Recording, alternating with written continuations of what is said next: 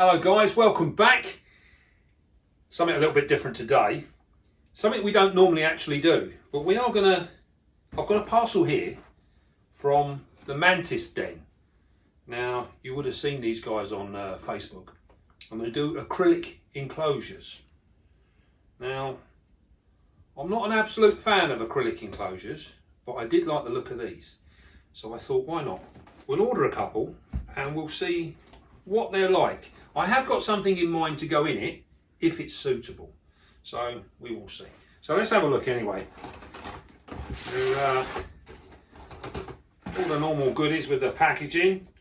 Fragile. Here we go. Here we go. Ooh.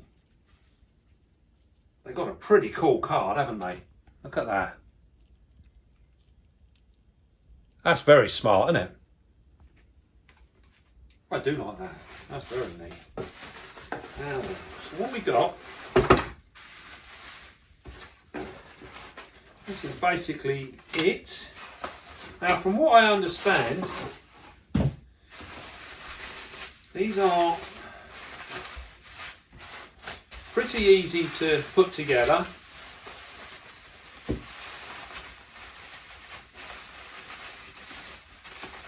All nicely packaged up. Look at that.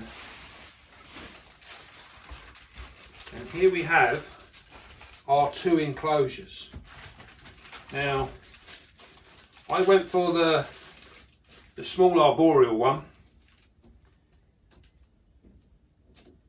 and this is how they come packaged, all in a nice bag.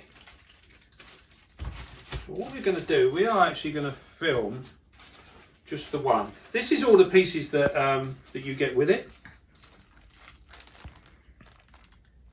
And from what I understand, we clip these together, and these little rings is what holds the enclosure together. This is the mesh that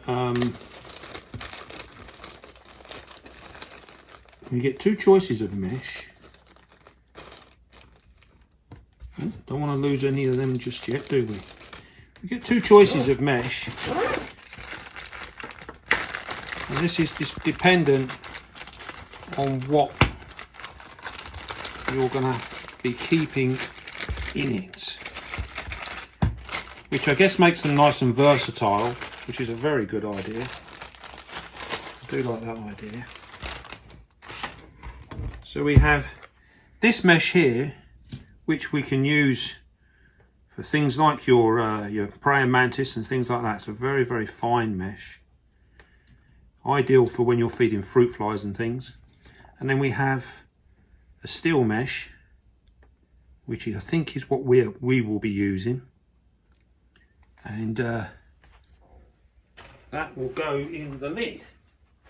So then, what we are going to do now, because we are going to prepare this, I say we, it's that royal beastie we once again.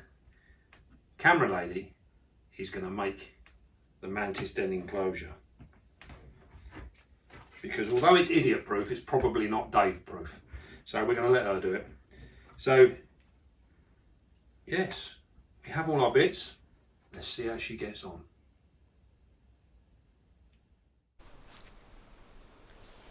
Right, here we are. As you can see there, everything is, all the acrylic is coated with a covering, which she's ripping off now, and that will leave us with our clear acrylic panels. This is a protection. Now you'll notice there that one side of it is pure white and one side has got writing on it. So we decided we'd keep all the white sides as the inside and the blue writing side as the outside, and then that way we could lay it out and we knew what we were doing. It's very, very easy to do. Now, as you would have seen, this doesn't come with instructions, but it is pretty self-explanatory. Now we've got our mesh there, which we're going to put in the lid, as you can see. Now you do need to make sure that the lid goes the right way round, so the holes match up with the base of the lid, or the roof I should say. Now the mesh is slightly oversized, so you can cut it to the size that you require. And we do this simply with a normal pair of heavy scissors.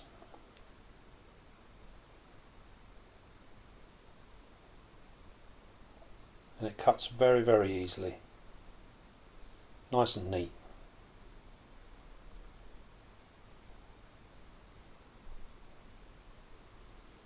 And then all we do is we place it over where we want it, making sure it's square. And then with the screws provided, you'll find there's 5 screws in the pack, 4 long ones which are for the roof of the enclosure, and 1 short one which is for the handle of the door and the locking mechanism. As you can see now, she's pushing the screws through. Now when we done this, we offered it up, and you might need to just open the wire up a little bit where the screws go in. But it's very, very simple. It's quite flexible wire. I'm just making sure it all lines up perfectly.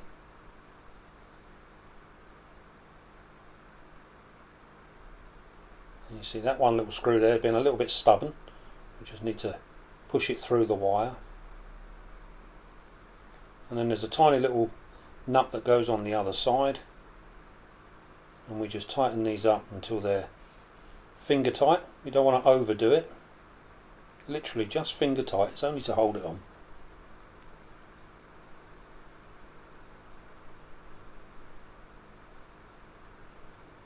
Oh, got to make sure the nut's on there, my dear.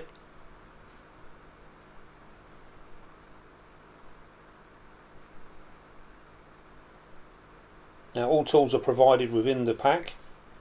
So your Allen key, all your screws and nuts, and obviously the little O-rings which will hold the enclosure all in place.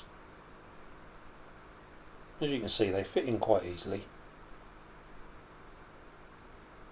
And they leave a nice neat job.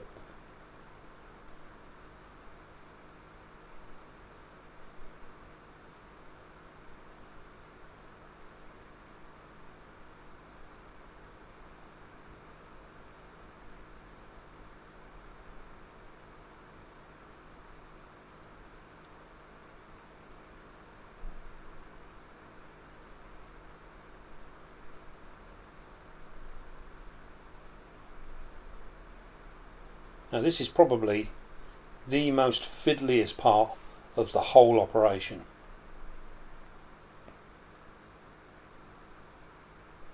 Everything else is very, very straightforward, very easy. It's quite a lovely little design actually, and obviously when it's finished it's very lightweight, so there's you can put it on the shelf and you'll never know it was there. Everything matched up really nicely, and we can see the all the panels, everything made perfectly. No rough edges. Really, really nice and clean. Now, camera lady's struggling a little bit here because there was she hadn't poked it through the wire, so there was a little piece of wire stopping the screw from going through. But that's simple enough just to move, or you can do as she's doing there.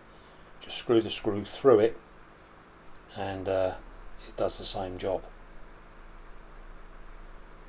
As you can see there, this is the last one to be done. And end up with a nice, lovely, neat job. It's very smart. So that's the roof done. Now we're now going to move on. This is a side panel. So we take the protective covering off. Comes off relatively easy.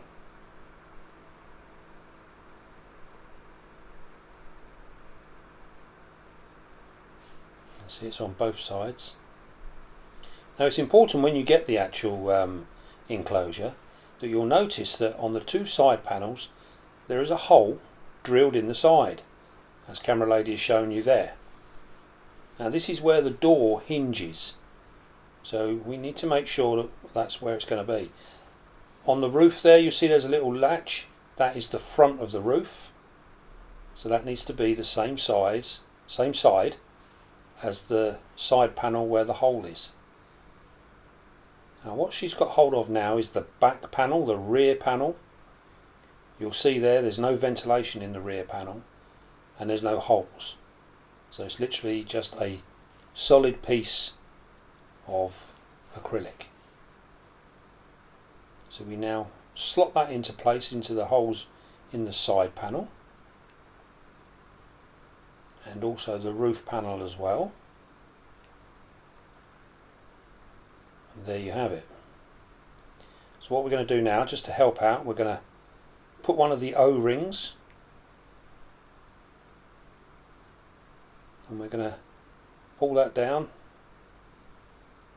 make that secure.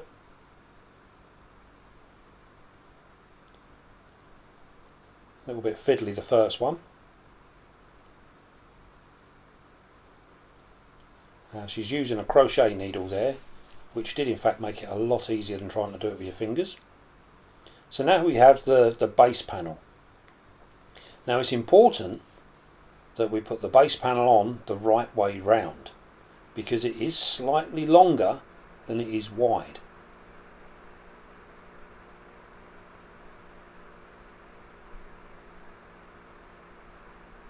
And again, a nice clear piece of acrylic.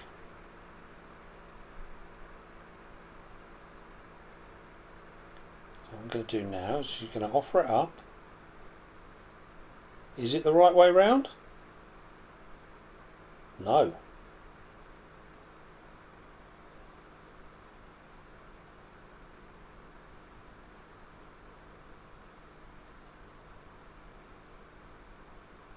No, I don't think it was.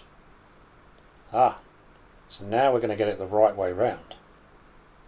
There we go. Put an O-ring on the side just to hold it into place. Very clever little design this. There we go. So now we've got a side panel, the bottom and top, and the rear panel. And what Camera Lady's got now is the bottom part of the front of the enclosure. So this is there to stop any substrate or anything like that coming out of the enclosure. And the door will sit on top of that. So that's very simply just slotted into place. Nice and easy. Another simple O-ring just to hold that into place.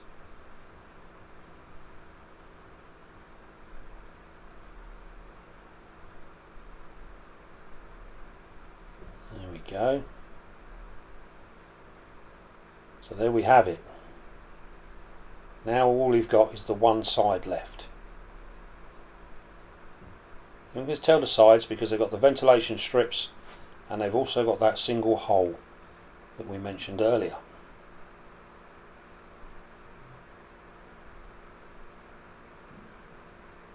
There we go.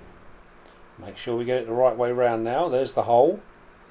The hole is actually the hinge point for the door, and that needs to be at the bottom.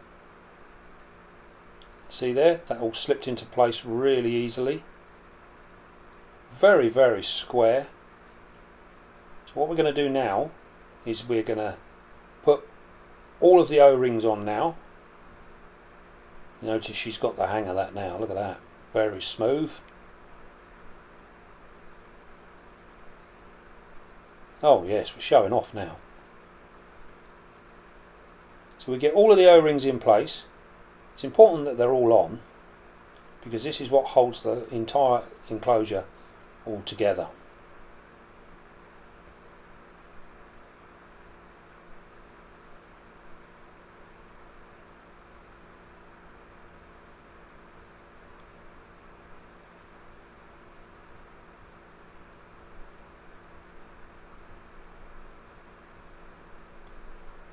Now the good thing is there was actually a couple of spare O-rings should you happen to lose one. There was a couple of spares in there, That's that side complete.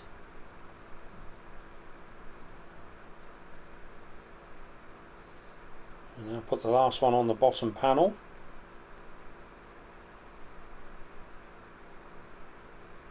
And we can turn it again.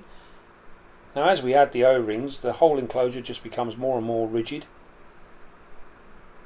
and becomes a sturdy little box.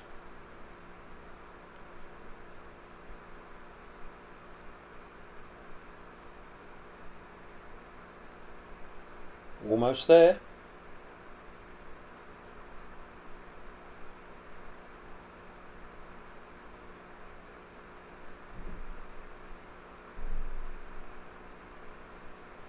Just a couple more to do.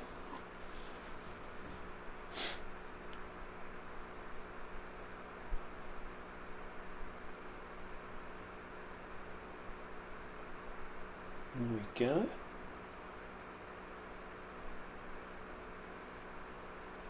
Now I'm hoping to use these for my Brazilian jewels. I think these will make a lovely little planted enclosure. And we'll see how they go. So the only thing left to do now is put the door on. And you'll see with the door that it's literally just a square piece of acrylic, but it has got two lugs, one on each side. And these are just sticking out on the base of one end. And they will slot into the holes that are on the side panels. Oh, she's missed one. Look at that. That's her wages gone today.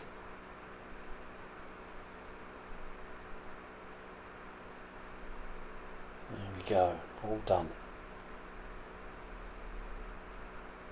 Now with the door, it's very, very easy.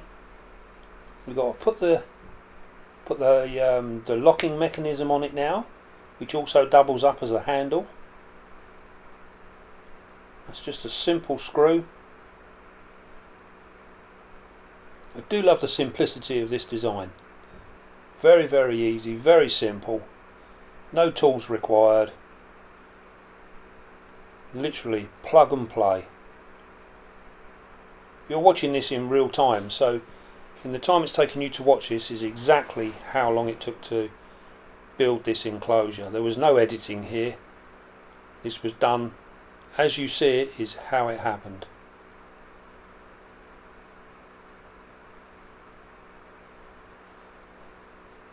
So now what we're going to do is we'll put the enclosure on its side. We can put the lug in on the bottom hole.